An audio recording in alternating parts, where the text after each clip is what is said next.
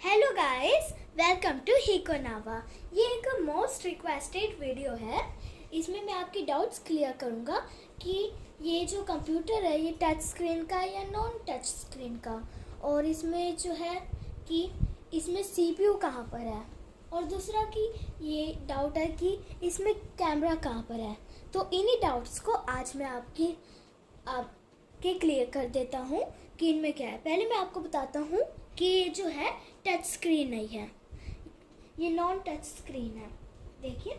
और दूसरा कि जो इसका कैमरा है वो इधर है, इधर ऐसा आप खींचेंगे ना तो ये ऐसे आ जाएगा, और अगर आपको बंद करना है तो आप इसे नीचे कर दें। तो आइए अब मैं आपको इसे पास से दिखाता हूँ।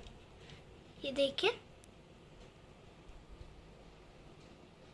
और मैं आपको एक और बात बताना चाहता हूँ कि इसका कैमरे की जो क्वालिटी है वो इतनी अच्छी नहीं है, लेकिन ठीक ठाक है। और अब मैं आपको इसे पीछे से दिखा रहा हूँ। ये देखिए, ये इसका कैमरा है, यहाँ पर ये आप ऐसे खींचते हैं पीछे से।